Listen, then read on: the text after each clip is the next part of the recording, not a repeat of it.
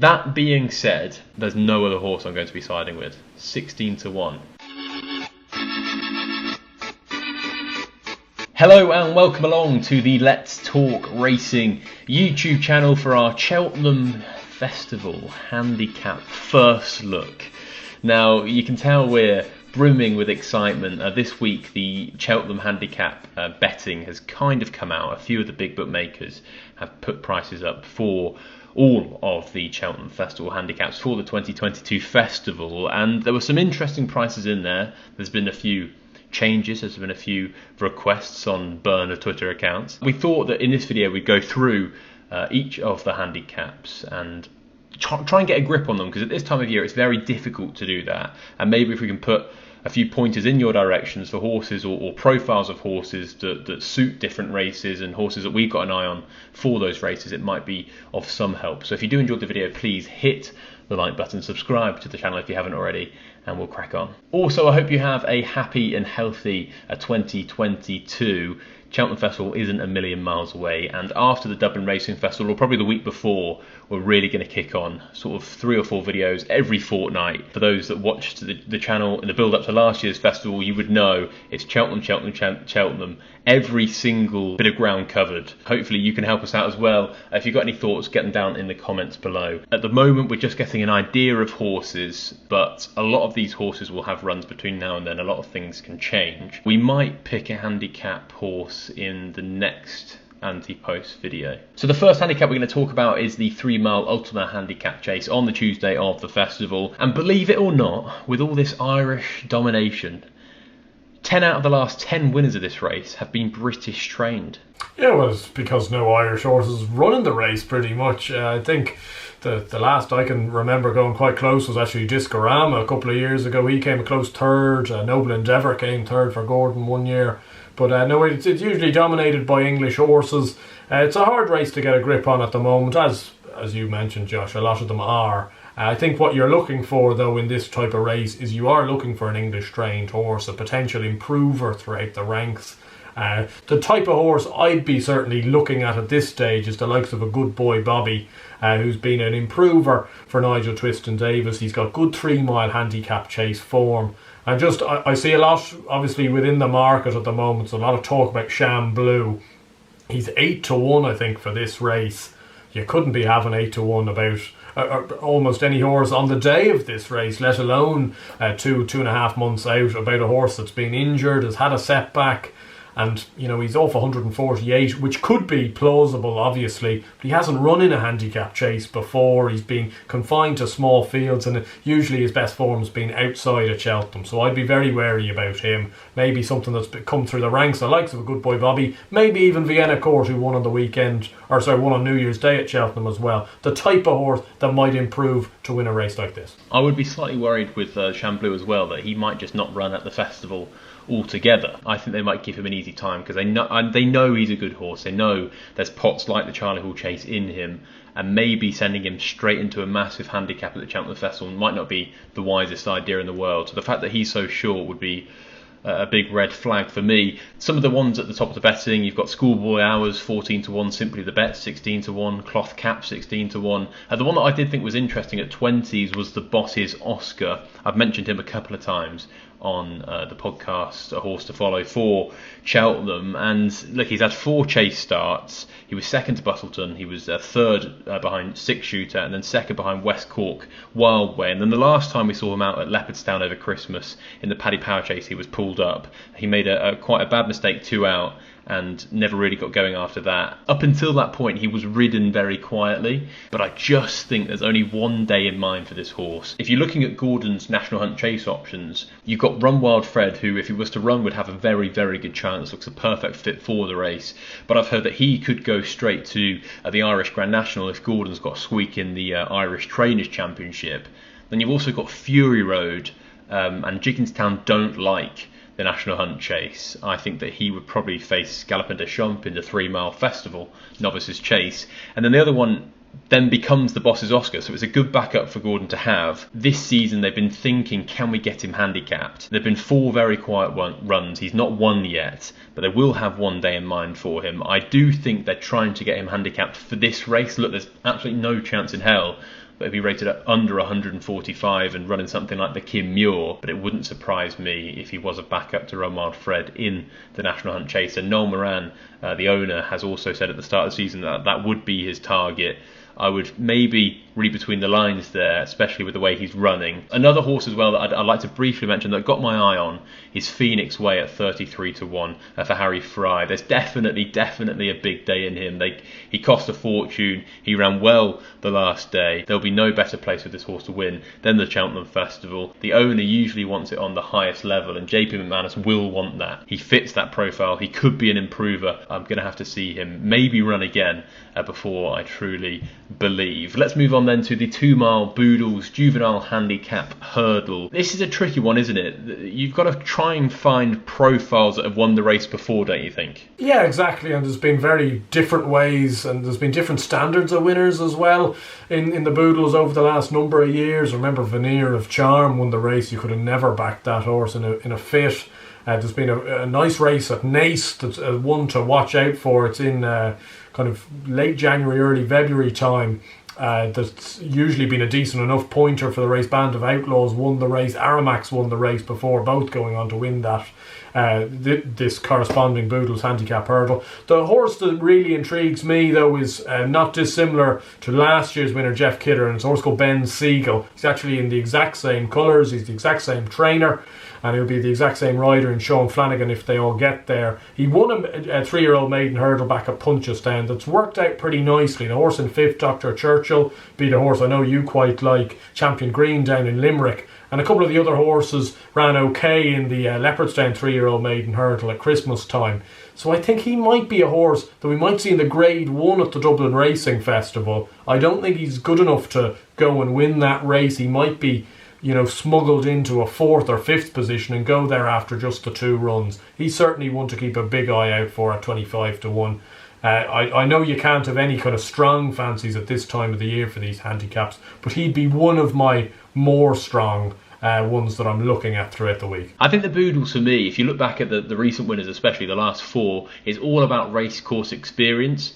It's the hustle and bustle of a handicap at Cheltenham, plus the fact that they're 4-year-olds, extremely green. You need a streetwise horse. Jeff Kidder, he had 8 runs on the flat, 4 over jumps before running in this. Aramax, 2 hurdles in France, 3 in Ireland. Band of Outlaws, 16 races on the flat, 3 over hurdles. And Veneer of Charm, 13 runs on the flat, 3 over hurdles. So you need experience in them. Champion Green, he ran in the same race at Christmas that Band of Outlaws won. It would be a bit of a pointer, and I did think he was very eye-catching. I think you should go back and watch that run.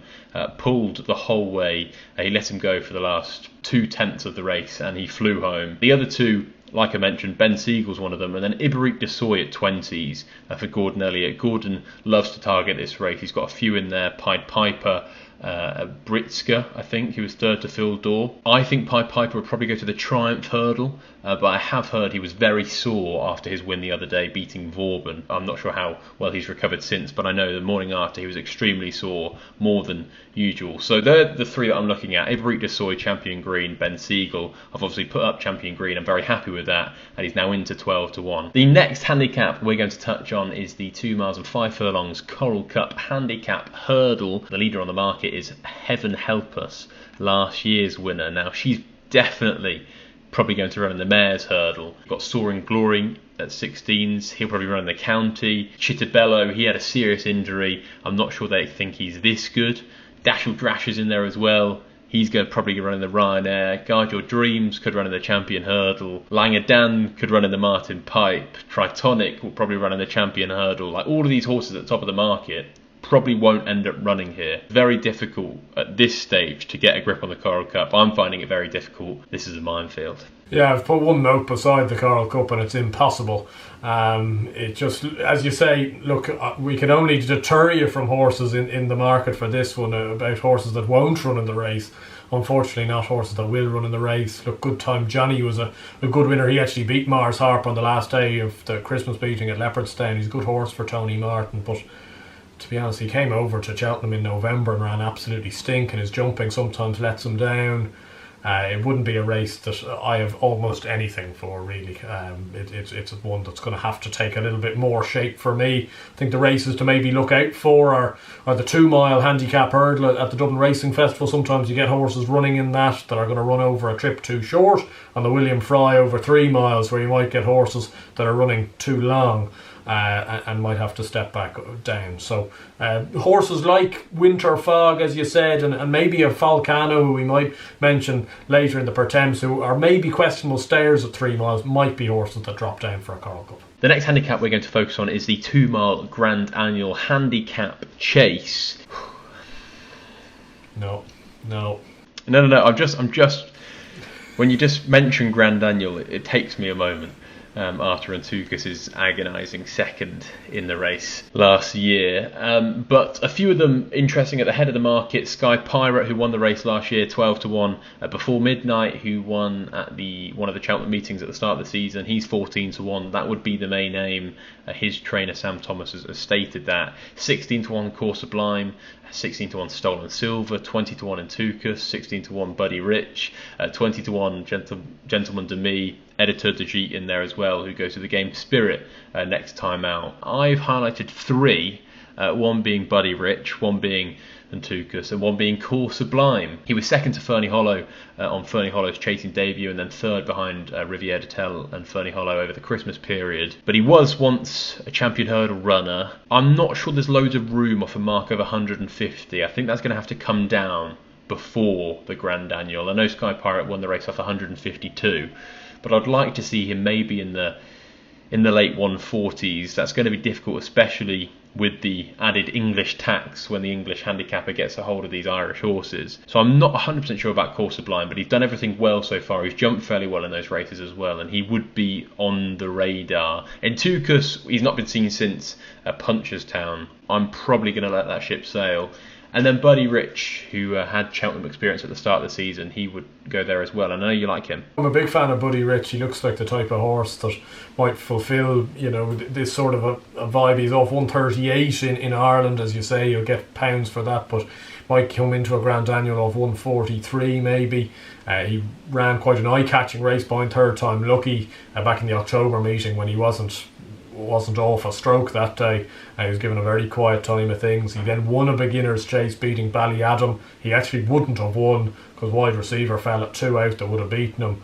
And then last day he travelled into a really lucrative handicap chase at Fairyhouse on the bridle, and then kind of didn't find that much off it, which might be a little bit of a concern. But again, there was a bit of a drift on him on the day. You wouldn't be sure whether that was the day in mind, and that form's been well advertised. The second in at Grange Walk, one at Leopardstown, and will run in the Dan Moore on the weekend as well. So Buddy Rich, certainly a horse that's on my radar. And as for Antoukas, Josh, you know my stance on him, but you've got to let the ship sail. I think I just saw his name next to Grand Annual and maybe got flashbacks from last year and just automatically put him in bold. If he was to win the Grand Annual and I've not backed him, no one would want to speak to me for days. The next handicap we're going to discuss is the 3 mile Pertemps Network Handicap Hurdle Final. We obviously have qualifiers throughout the year. We have 16. We've had 10 so far, and you've got to finish in the first 6 of the qualifiers to qualify for the big one. Currently, this is a list of all the horses that have qualified. I've taken a few out that I don't think will run due to their marks, and then I've also highlighted horses who I personally think you should be looking at. It's obviously a very early stage to look at this race, and lots can happen between then. Interestingly enough, there isn't another Irish qualifier. There used to be one at Punchestown in February. That's no longer happening. So there's 6. One is on the 15th of January at Warwick. One is on the 28th of January at Huntington. The 6th of February at Musselburgh. The 13th of February at Exeter. The 19th of February at Haydock. And then the last one is the 26th of February at Chepstow. So all horses that haven't yet qualified for this race, and there's not many Irish horses who will have to come over, and that could make things extremely obvious. Yeah, I think the one I'd certainly be keeping a lookout for is Tully Begg in this. I know he brings summer form to the table, but when you look at that form, he beat Edison Kent and Bardenstown Lad at Navan, and then he went on and beat Hewick at Goran Park, and Hewick was a very well handicapped horse. at the time. He then came over to Cheltenham in that Pertemps qualifier in October and he finished 5th. Again, a little bit like Buddy Rich, travelled into the race superbly and then didn't find maybe as much as you'd expect him to, but maybe that was within mind. He was off 140 that day, which is a perfectly respectable weight for this race.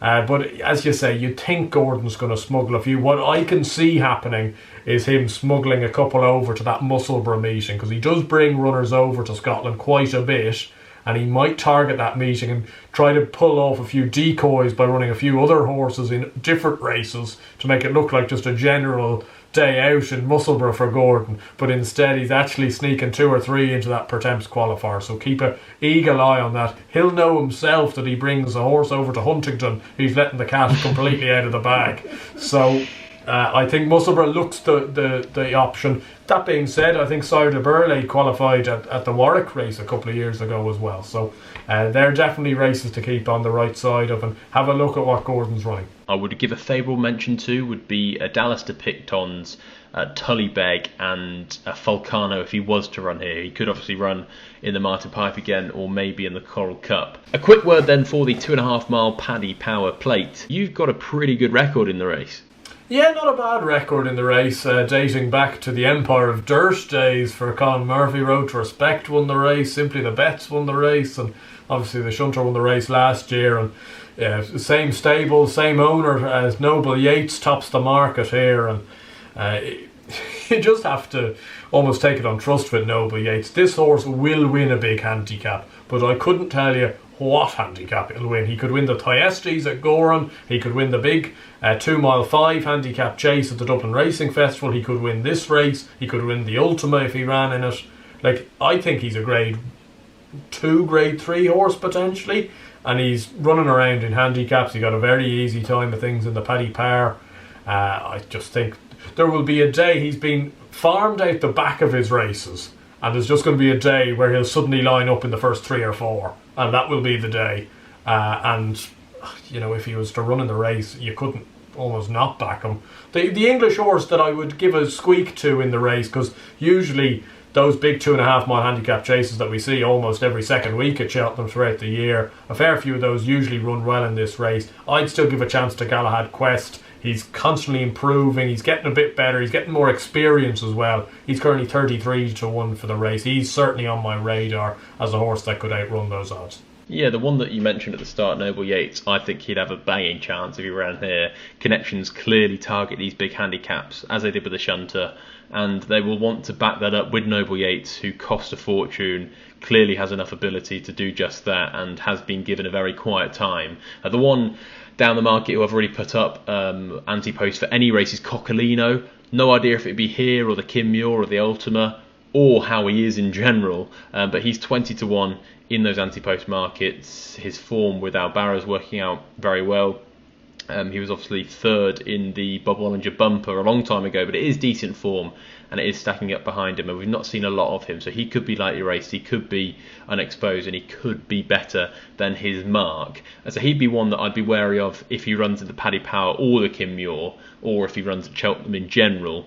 But it's a very difficult race. I think at the moment I'd probably be siding with you, Noble Yates there, 14 to 1. I think that could be overpriced. And if he runs, like if Connections come out and say he's going to run in the Paddy Power Plate, I make him a 5 to 1 shot, 4 to 1. And let's then focus on the Kim Muir over 3 miles and a furlong. It's a 0 to 145, so you've got to be rated 145 or less to run in the race. The market currently is quite open. 16 to 1 Glenlow, 20 to 1 Frontal Assault, 20 to 1 Brayside, 20 to 1 Coccolino, 20 to 1 the Boss is Oscar. I'd imagine he'll be too high in the handicap. You can cross that one out straight away. 25 to 1 Gars de Sceaux. I've got 3 in bold on my little spreadsheet here, and they're Gars de Sceaux at 25 to 1. I think he's a very good horse. I think he's a graded horse. He's been given a very quiet time. I'm going to try and find out how he's doing, because I've heard nothing since his chasing debut, and he was very disappointing that day. He stays all day. I think he's got plenty of class as well. Coccolino if he was to run, and then Brayside, who's got the same connections as Mount Ida, who won the race last year. He'd be one to note at 20-1. But it's a very difficult race to kind of get a grip on at this time of year, especially. Yeah, of course it is, and also so much in these races comes down to jockey bookings, even given it's an amateur riders race, and the amount of money you're going to get for a Jamie Codd ridden horse or a Derek O'Connor ridden horse. Look, there's 3 JP horses in there near enough the top of the betting in Gars de Sceaux, Glenlow and Alpha Mix. I'd probably side with the latter of the two there, Glenlow and Alpha Mix. Glenlow has been perennially a horse that people have wanted to run in this race, I think the last 2 or 3 years. Hasn't been the most sound, but ran yet another eye-catching race in the Tim Duggan at Limerick. And Alpha Mix never really got involved in the Paddy Power, but he's better than that. He's got a big handicap chase in him. Ran well at the festival a couple of years ago in the Coral Cup. If they got him into this race under the 145 bracket, get Derek O'Connor up maybe, he'd have to have a very good chance. Let's then move on to the 2 miles and 1 furlong county handicap hurdle, and the market leader is West Cork at 14-1. Broomfield Bergs in there at 16s, Echoes in Rain 16s, St Felician 16s, Esquilane 20s. The list goes on. So many chances in this. I have no Scooby, I must be honest. West Cork, the plan now is straight to the county hurdle. He's the only horse I can really pin down that he's going to run in this race. Yeah, hard race to sum up, that's for sure. A horse that I'm certainly, I'd be giving a hint that it might be a horse I might be putting up sooner rather than later in the any race market, because it's just a horse that could have 5 or 6 different targets. But this El Fabiolo for Willie Mullins, if you haven't seen this horse winning his maiden hurdle around Tremor on New Year's Day, go and watch it on Racing TV replays. He was absolutely superb. The exact same race that Sam Waugh won 2 years ago before going straight to the county hurdle. I don't know whether they could take that option. They could go and run in the Grade 1 at the Dublin Racing Festival and go down a Galopin des Champs option where you might run a Martin Pipe, or he could go to the Dublin Racing Festival, potentially go very close, and he could end up in a Supreme or a Ballymore. I think he's a super horse. I think he's got an awful lot of ability. Willie Mullins keeps talking him up, and he's 8-1 any race at the moment, and that's a tempting price, definitely. Yeah, I saw Simon Muir's racing manager mention him and say that he could be stepping up to Grady Company next time. So you might be right with that Grade 1 at the Dublin Racing Festival, and he was very, very good. If he had that profile, the Saint Samrois profile, then I know this man would be all over him. The 2.5 mile Martin Pipe handicap hurdle 0-145 again is the last handicap we're going to preview, and this is a race that I love, although I don't have a great record at picking the winner other than last year. Galopin des Champs obviously won it last year. He kicked on to better things. A lot of horses have used this race as a springboard to do just that. 12-1 Langadan, who was second to Galopin des Champs last year, leads the way. 16-1 Chemical Energy, 16-1 Kilcruit, he won't run here. 16-1 Saint Felician, 20-1 Jerry Colombe, O'Floron. See, I've got it. 20-1 Hensey, 20-1 Deploy the Getaway, Gringo Dorbrell, 25s. Langadan obviously leads the way. I think Dan Skelton said they're going to try and do the same route, have a run before the Imperial Cup, try and win the Imperial Cup, and then run here. Would he be of interest to you? Not really. Look, he's got a good chance. Wouldn't be for me though, really. I just can't side with him. There's Gordon Elliott. I look at this race and it boggles me, because honestly you could make a case for, I'd say, 8 to 10 of Gordon Elliott's novice hurdlers or second season hurdlers that all would have a very good chance in this race. I think the real cat amongst the pigeons is Saint Felicien. He seems to be a really good horse. There's some people talking him up. Could he be a champion hurdle horse this year? I don't think they'll go down that route, but I don't know whether they'll be able to even smuggle him into a race like this, either or under 145. You've got, as you say, there's heaps of others in there. I've kind of flown the flag a little bit for Gringo Dobrell. I've backed him any race in our Cheltenham Anti-Post series, and I would like him in this race, actually. I thought he ran a nice race at Newbury. I think he was just about far enough back that he won't be over the 145 tilt if they went straight to Cheltenham. He's now got form with Stage Star, who I think is a good horse. I don't think he's going to win a Ballymore, but I think he is a good horse, and he's got form with Blazing Cow, who could well take an awful lot of stopping in the Albert Bartlett, and he beat Adamantly Chosen, not a bad horse, the Mullinses as well. He's 25-1. I know very hard to pick between all of those Gordon horses, but he'd be the one I'd just about be siding with. But I would take certainly Irish trained horses. With Elliott will have 4 or 5 in the race, Mullins will have 2 or 3 in the race. Very hard to look past them. Well, you've highlighted that dominance for Gordon Elliott, and I actually went in to some of his stats and a couple of the races that he targets them with. One of them is a Nace 2 miles and 3 furlong maiden hurdle on the 9th or 10th of November, and I mentioned this race, it seems quite rogue to go this way, but Column of Fire ran in this race and Dallas de Pictons ran in the race, and they both, I think Dallas de Pictons finished second to early doors and Column of Fire was going to win before falling, and then both went on to run in the Grade B William Fry Handicap hurdle over 3 miles at the Dublin Racing Festival. Dallas de Pictons won it and Column of Fire finished third. So that race at the Dublin Racing Festival will be key. Any horse Gordon Elliott runs in there, especially if they're listed towards the top of the market in a Martin Pipe Handicap hurdle market, would be of interest. And then the other race he likes to use is the 2.5 mile Grade 3 Michael Purcell Memorial Novice Hurdle at Thurles towards the end of February. The 2 horses that he's used that to then win this have been Blow by Blow, and then the 2017 Martin Pipe winner was Champagne Classic, who finished third in that race. Gordon Elliott doesn't have many Grade 1 horses this season, and I think nothing would make him happier than being the top trainer at the Cheltenham Festival, so he will definitely be targeting these handicaps. I would expect Gordon Elliott to have a very strong Cheltenham Festival, and the races he's going to do that in are those handicap. That being said, if for whatever reason, and I do think it's unlikely, St Felician can run in this race, there's no other horse I'm going to be siding with. 16 to 1. It's so tempting to back him and just pray that he gets into this. He was going to run over 2 miles and 3 furlongs the other day in quite a hot race. They've taken him out. I think they think he's a seriously good horse. For me, this race is a springboard for a future Grade 1 chaser. That, I think, St Felician is. Jerry Colombe as well at 20 to 1. If he was to run in something like this, I think he'll make a smart chaser in time. He would be of interest. I'm not 100% sure if he'd run in the Bartlett, maybe miss Cheltenham altogether. Feels good to get off our chest. We've gone through every Cheltenham handicap there, and it's so exciting. Yeah, no, it gets you buzzed even talking about it, really. You know, less than 10 weeks now to the Tuesday, and we'll be counting them down day by day at this stage, really. But it's great. Look, we obviously both know we're a fair bit away to be trying to pin down some of these festival handicaps, but it's a great mechanism of getting some names out on the table, get a few debates going in the comments, and see what you guys think as well, which is obviously massively important to us, and seeing whether you guys have a handicap nag or a rick in the market that you need to inform us of, because we could all do with one, especially if you have something for something like the Coral Cup, because you're a braver man than me backing in the Coral Cup now. I've got a feeling a few of them are going to say Garrel Road for the Coral Cup at 33 to 1. I know I've seen a few people in the comments suggest him. We do read all the comments and get all your thoughts down